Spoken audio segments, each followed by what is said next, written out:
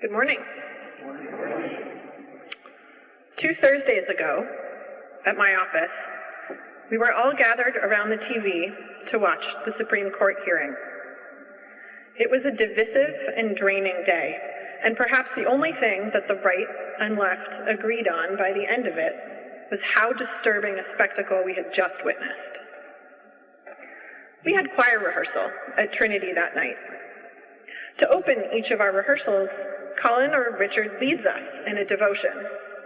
Most often we recite together the chorister's prayer, in which we pray that what we sing with our lips, we may believe in our hearts, and what we believe in our hearts, we may show forth in our lives.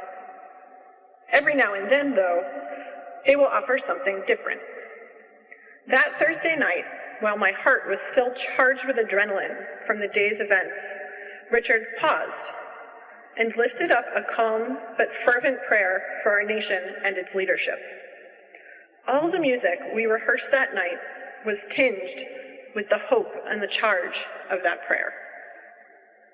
It's moments like this that have made the Trinity Choir a force in my own life, providing a community of love and healing and purpose when I little knew I needed it.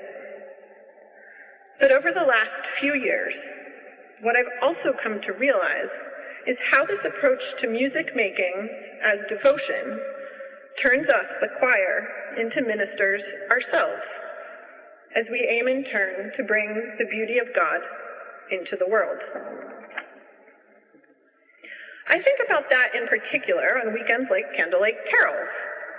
As the church dims and our candles are lit back in the narthex, I always get a lump in my throat as we prepare to make music that was written to bring light to the darkness.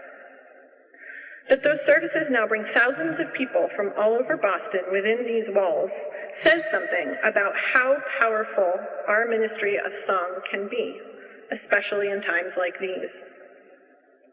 I think also about the time the children were being separated from their parents at the border, and we led a hymn sing on Copley Square to bring attention to our government's abdication of responsibility to the most vulnerable among us.